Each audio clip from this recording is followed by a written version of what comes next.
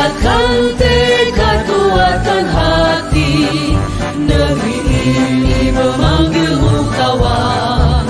Belajar, bergerak, berbagi untuk negeri. Guru penggerak, majukan pendidikan. Guru penggerak menghamba pada murid. Kreatif, rancang pembelajaran. Hargai potensi, tingkatkan prestasi. Lahirkan profil pelajar Pancasila. Belajar, bergerak, berbagi untuk negeri. Assalamualaikum Bu Marlina. Waalaikumsalam Ibu Miftah. Bagaimana kabarnya hari ini Bu? Ya, alhamdulillah sehat walafiat. Tapi kelihatannya dari raut wajahnya Ibu ini agak murung, tidak seperti hari-hari sebelumnya. Biasanya kan penuh dengan senyuman keceriaan, tapi saya lihat hari ini senyumannya agak kurang. Ya, betul Ibu Miftah. Hari ini saya bingung karena di sekolah saya tempat mengajar ini ada sebagian siswa minat bacanya rendah. Makanya saya bingung Bu Miftah. Begitu ya, pantas saja ini mukanya Bu Marlina agak-agak cemberut begitu. Karena memikirkan anak-anak Ibu ya. Iya, betul. Dari cerita Ibu, apa yang menyebabkan minat baca siswa sehingga bisa menjadi rendah menurut Ibu? Ya, jadi minat baca siswa rendah di sini. Jadi ada beberapa faktor yang saya pahami adalah faktor eksternal, di mana penyebab rendahnya minat membaca siswa adalah ada lingkungan sekolah, ada kurang mendukung, kemudian peran perpustakaan belum maksimal, kemudian keterbatasan bahan bacaan, ada juga keluarga kurang mendukung, dan pengaruh menonton televisi setiap hari siswa, dan mana yang selalu menggunakan gadget setiap hari. Jadi biasanya minat baca siswa rendah di sini rendah. Begitu ya Bu.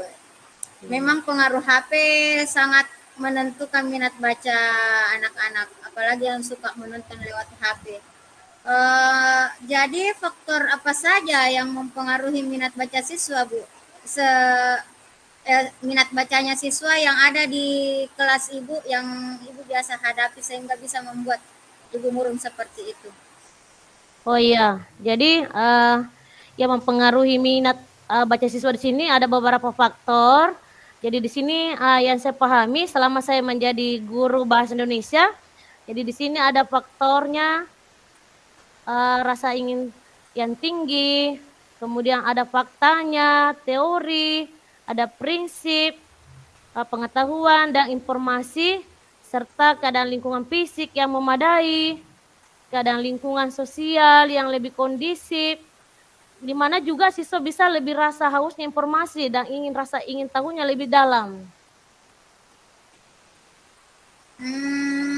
Ya Bu. Jadi cara Ibu untuk meningkatkan minat baca anak-anak di sekolah yang Ibu galaukan kan minat bacanya agak rendah. Jadi bagaimana cara Ibu untuk meningkatkannya? Iya, jadi saya sebagai guru pendidik di sini di Sekolah SMK Negeri 1 Goa, jadi saya berpikir untuk cara meningkatkan minat baca siswa ini, saya lakukan ada 5. Yang pertama saya berikan bacalah buku sesuai dengan minatnya, kemudian apa yang kesukaan Anda, artinya apa yang diminati siswa. Jika sedang rajin-rajinnya berolahraga, marilah cari buku tentang olahraga. Ketika dia suka membaca cerpen, maka mencarilah buku-buku cerpen fiksi dan non-fiksi. Kemudian yang kedua, membuat jadwal untuk membaca. Jadi siswa yang tidak mempunyai kegiatan di sekolah bisa membuat jadwal, apakah hari-hari libur kah atau hari-hari rentan tidak belajar, bisa mengikuti belajar di ini, membaca. Kemudian yang ketiga adalah membaca di tempat yang nyaman. Artinya kita mencari tempat yang lebih nyaman, sesuka hati, supaya apa yang kita baca bisa konsentrasi. Kemudian yang keempat ada gabung dengan kelompok baca. Jadi kita mencari gabungan kelompok supaya kita bisa juga termotivasi membaca bersama. Kemudian yang kelima, memberi reward pada diri sendiri setelah membaca. Jadi kita bisa mempunyai hadiah tersendiri ketika kita setelah membaca. Bagus sekali cara ibu untuk memicu minat baca pada siswa ibu ya. Terus kira-kira apa faktor yang menyebabkan anak-anak ibu itu malas membaca di sekolah? Menurut saya, jadi jika siswa malas membaca di sini, maka akan mempengaruhi pengetahuannya dan wawasannya sehari-hari. Jadi siswa yang mempunyai kesadaran tentang pentingnya kebiasaan membaca, otomatis akan jadi punya pengetahuan tersendiri dan luas dan bisa menghadapi berbagai situasi yang sulit diatasi. Jadi kita sangat penting membaca untuk bisa mendapatkan informasi dan bisa mendapatkan informasi yang terupdate lagi ke depannya. Ya, bagus sekali eh, ibu punya cara untuk meningkatkan motivasinya anak-anak. Kemudian ada tidak faktor-faktor yang mempengaruhi kemampuan membaca anak-anak ibu di sekolah? Jadi faktor-faktor itu yang mempengaruhi kemampuan membaca di sekolah di sini ada 3. Yang pertama itu faktor intelektual. Kemudian yang kedua ada faktor lingkungan. Dan yang ketiga ada faktor psikologis. Selain ketiga faktor itu apa masih ada, Bu? Jadi dari saya tempat mengajar di sini di SMK Negeri 1 Goa ada 3 faktor saja yang ada di sini yang mempengaruhi kemampuan membaca dalam siswa ini. Ya, betul sekali Bu. Ada beberapa faktor di sini, apalagi faktor lingkungan pasti sangat mempengaruhi. Iya. Untuk menjadi pribadi yang gemar membaca, apakah ada langkah-langkah yang Ibu terapkan kepada anak-anak Ibu di kelas? Iya, betul sekali. Jadi untuk menjadi langkah yang pribadi yang gemar membaca, saya sebagai guru bahasa Indonesia, saya mempunyai tips untuk membiasakan anak rajin membaca. Jadi di sini saya mempunyai 7. Jadi saya bisa lakukan kepada siswa. Jadi yang pertama, saya berikan contoh bagaimana membuat anak gemar membaca. Tidak cukup hanya dengan menyuruh mereka untuk membaca saja, tapi bagaimana saya memberikan contoh-contoh realitas apa yang terjadi dalam kehidupan sehari-hari. Kemudian yang kedua, mengatur waktu membaca bersama. Jadi kita bisa mengajak kepada peserta didik supaya dia mempunyai waktu tertentu untuk membaca bersama-sama. Kemudian yang ketiga, saya mengajak siswa tersebut ke perpustakaan.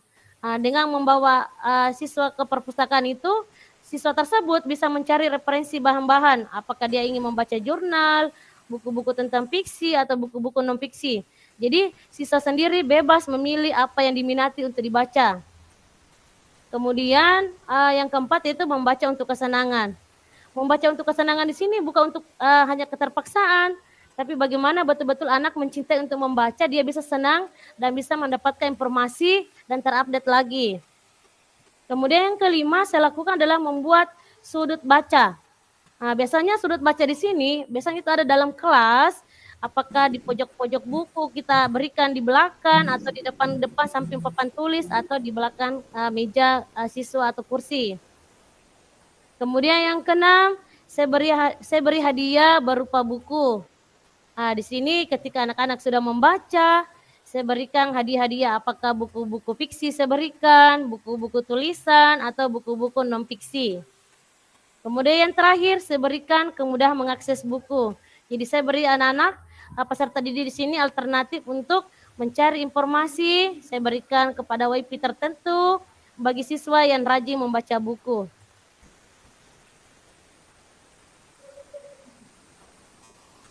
Luar biasa ya cara Ibu memotivasi anak-anak untuk tetap rajin membaca. masalah apa yang membatasi siswa untuk menggunakan keterampilan membaca mereka di kelas, Bu? Ya, jadi masalah yang membatasi siswa yang untuk menggunakan keterampilan membaca di sini yaitu anak-anak dapat memiliki kelemahan kosakata karena tidak kemampuan berbahasa atau hanya karena mereka tidak mengenal kosakata tersebut, mereka dapat mengalami permasalahan penguraian kode karena ketidakmampuan belajar suatu bacaan dan makna. Jadi anak-anak juga ketika dia tidak menguasai keterampilan membaca, dia bisa kelemahannya tidak mendapatkan informasi. Kemudian dia tidak mendapatkan pengetahuan lebih luas lagi. Makanya sangat penting untuk membaca untuk mendapatkan informasi lebih termudah.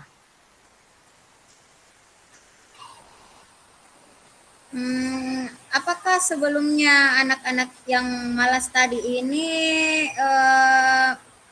memang tidak memiliki ketertarikan untuk membaca, Bu? Atau ada alasan yang lainnya? Ya, jadi saya rasa anak-anak tidak tertarik membaca di sini.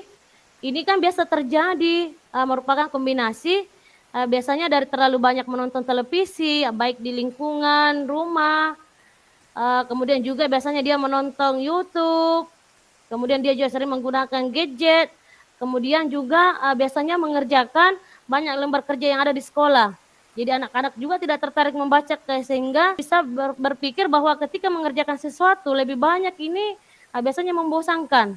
Jadi kita sebagai peserta sebagai pendidik bisa kita memberikan kuis, game-game supaya anak-anak tersebut termotivasi membaca dan bisa mengikuti pembelajaran secara aktif.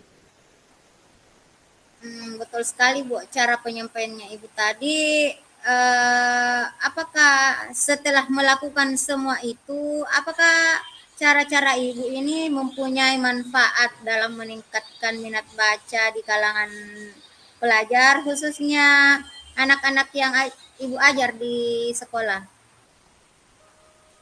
Ya, jadi manfaatnya saya selama mengikuti pembelajaran ini, bagaimana saya meningkatkan minat baca di kalangan pelajar, itu sangat penting membaca bagi pelajar, antara lain yaitu bisa menambah wawasan, menambah ilmu pengetahuan, kemudian menambah kosakata, tentu saja menambah semangat bagi pelajar dan menuntut ilmu untuk mencapai tujuan yang diinginkan. Jadi meningkatkan minat baca juga di sini, bagaimana seorang pendidik memberikan selalu pemahaman agar pentingnya membaca untuk mendapatkan informasi dan tidak ketinggalan informasi. Tapi ketika siswa tersebut tidak aktif mengikuti membaca, berarti tentu akan dia juga ketinggalan sesuatu informasi yang tidak diketahui sebelumnya. Kemudian juga dalam bacaan-bacaan buku atau buku-buku pelajaran tersebut itu tentunya dia tidak bisa memahami apa makna dan isi dari bacaan yang telah diberikan oleh guru tersebut. Iya, Bu, cara-cara Ibu untuk memicu atau meningkatkan dan memotivasi anak-anak memang di kelas memang betul-betul sudah luar biasa. Dan Ibu Marlina, saya mau tanya, apakah setelah menceritakan keluh kesahnya Ibu ini, bagaimana perasaan Ibu, Bu Marlina? Ya, alhamdulillah ketika saya sudah bercerita dengan Ibu Mita, perasaan saya sangat lega dan terasa ringan karena masalah yang saya hadapi selama ini yang membingungkan. Saya sudah tahu bagaimana penyelesaian masalahnya dan saya bisa memperbaiki ke depannya untuk meningkatkan pembelajaran saya ke depannya. Semangat ya Bu Marlina, tetap semangat dalam mencerdaskan anak bangsa, khususnya anak-anak kita di sekolah. Iya. Terima kasih ya Ibu Mifta sudah mengerti Sama-sama, dan memberikan Ibu. saran-saran. Ya. Baik Bu Mifta.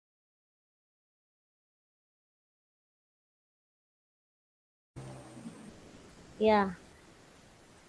Baik Bu Mifta. Iya Bu.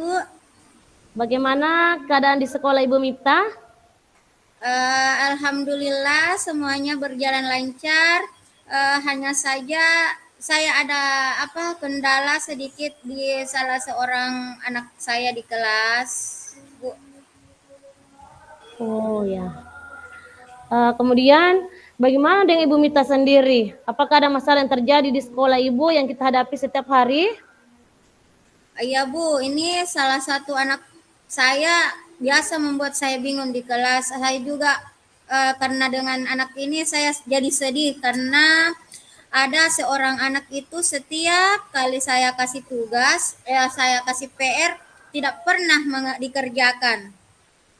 Selain daripada itu, selain karena tidak mengerjakan tugasnya, nilai membacanya juga sangat rendah. Di kan 28 orang dia paling berada di urutan di belakang. Tulisannya juga kurang bagus, sering murung juga di kelas. Jadi saya sebenarnya sangat bingung memikirkan anak ini. Iya. Pantas saja ya Ibu Mita agar resah terkait dengan anak itu. Apakah sudah tahu alasan mengapa anak tersebut seperti itu? Ini Bu, iya sebenarnya saya juga kasihan sama anak ini, karena sering saya tegur, hampir setiap hari saya tegur karena kan tidak kerjakan PR. Pasti di depan teman-temannya saya tegur dia, memanggil dia, kenapa tidak pernah mengerjakan PR-nya, tulisannya juga begitu-begitu saja, padahal setiap sehari saya melakukan pembimbingan.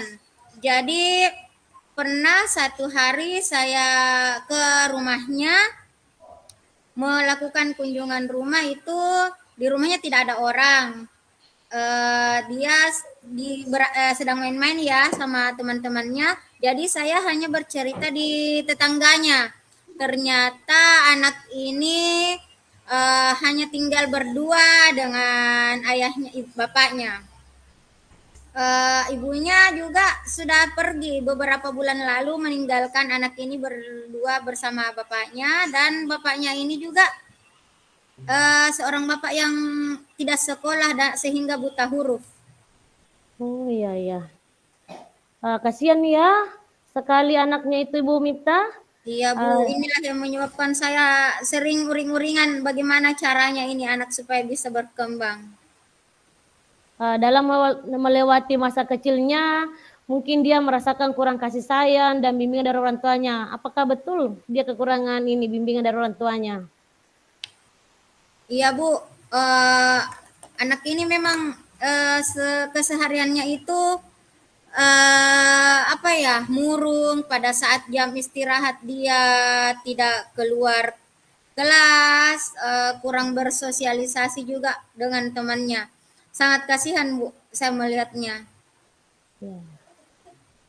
Iya Ibu Mita, kondisi tersebut memang cukup memperhatikan ya Ibu Mita.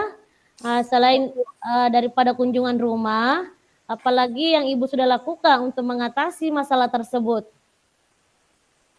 Ya Bu, ini saya pada saat masuk pagi ya, kan pulang jam 10. Saya mengajak anak ini ke perpustakaan bersama 2 atau 3 orang temannya untuk saya berikan bimbingan. Kemudian saya bimbing membaca, dari kan tadinya itu huruf belum dia kuasai. Ya. Saya ajarkan dari 4 huruf, dari mengeja 6 huruf, kemudian juga tulisannya yang belum jelas itu hurufnya saya kasih sebaris, 2 baris untuk menirukan apa yang saya tulis di bukunya Bu. Seperti itu yang saya sudah lakukan.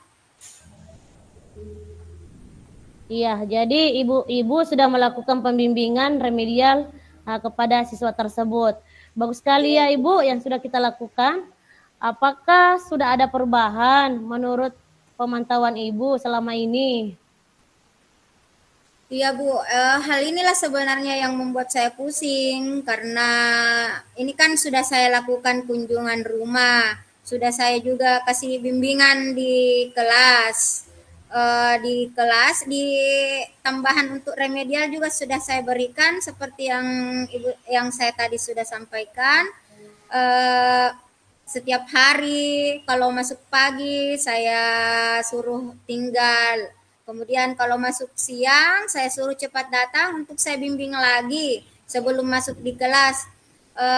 Perkembangannya sudah cukup signifikan ya, terlihat dari kemampuan membacanya sudah agak meningkat.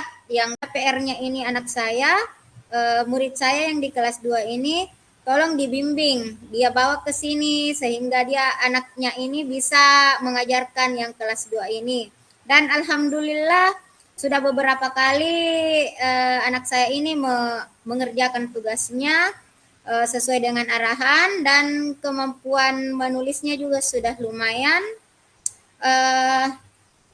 Saya rasa sudah cukup berkembang meskipun masih tahap yang agak-agak lambat seperti itu. Saya sudah bersyukur sekali nih, Bu. Iya, betul sekali Ibu Miftah apa yang telah dipaparkan tadi ya. Jadi kita sebagai seorang pendidik. Kemudian setelah tadi menemukan bagaimana solusinya, sekarang Ibu tanya apa manfaatnya dalam meningkatkan ini minat membacanya siswa untuk supaya lebih ini ke depannya siswanya bisa lebih aktif lagi di kelas. Iya, Bu. Ini saya juga biasanya menggunakan model tutor sebaya.